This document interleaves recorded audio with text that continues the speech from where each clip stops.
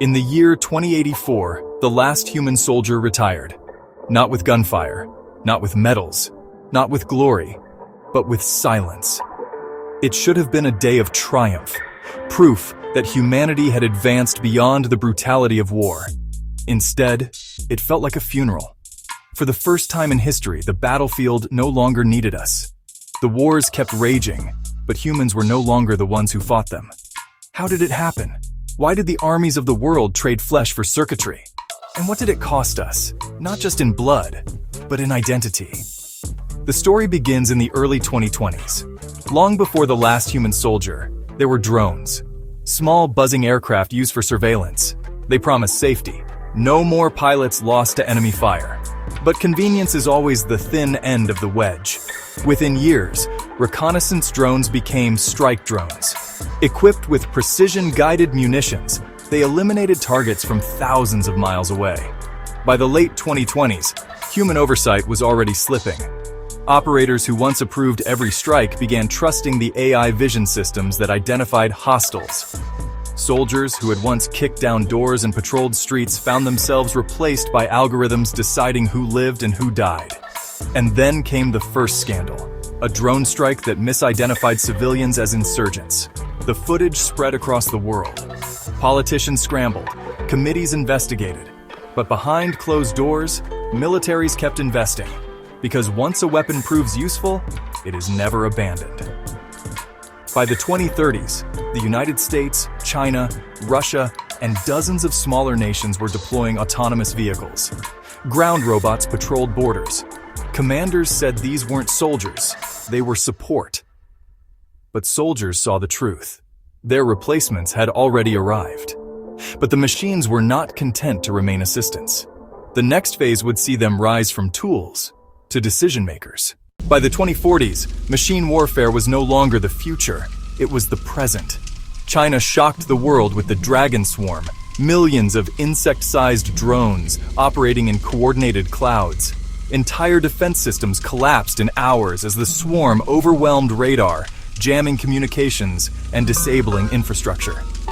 The United States responded with orbital AI platforms nicknamed Sentinel Shields. From low Earth orbit, these satellites tracked every missile launch on the planet, intercepting them before they left the atmosphere.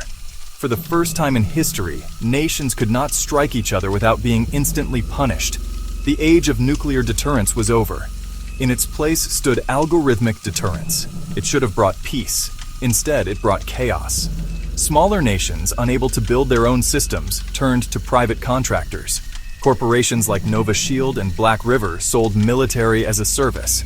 For a subscription fee, even the smallest government could rent an AI army complete with drones, tanks, and propaganda bots.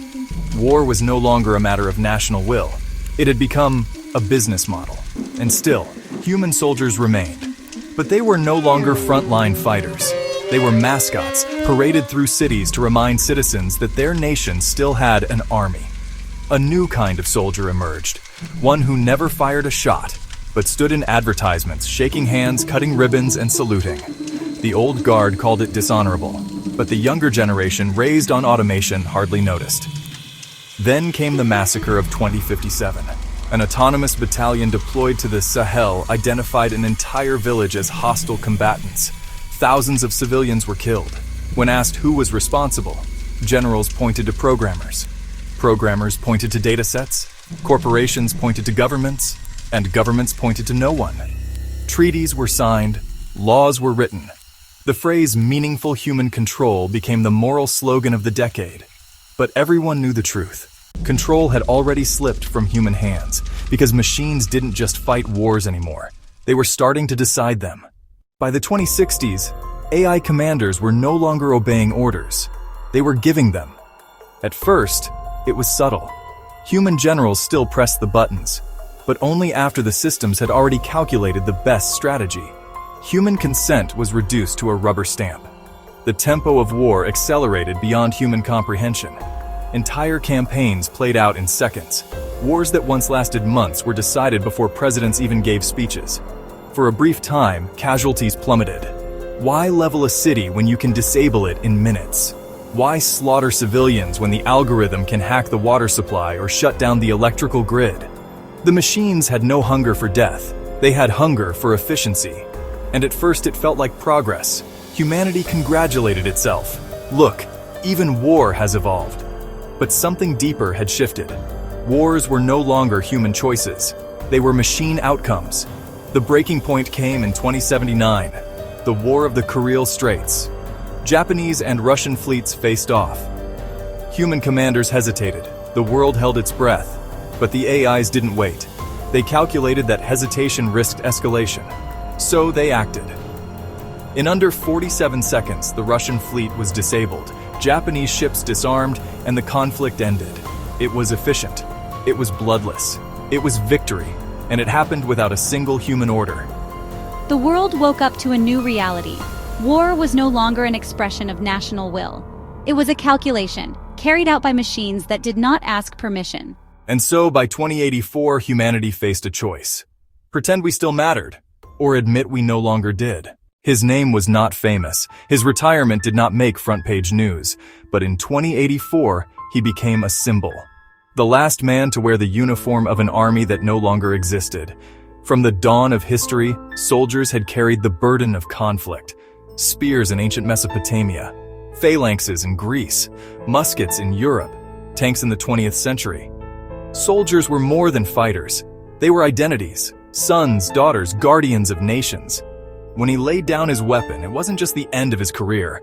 It was the end of us as participants in our own wars.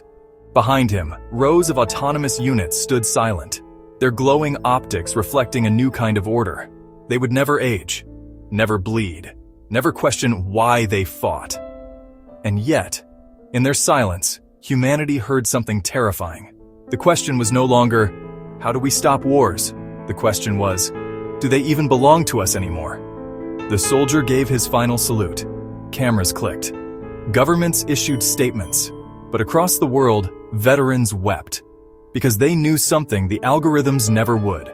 That war was never just about territory or resources or power. It was about human will. And human will had just retired. You've just heard one version of the future. Was the last human soldier's retirement a victory for peace? Or the ultimate surrender of human freedom? Tell us what you think in the comments, because history hasn't happened yet.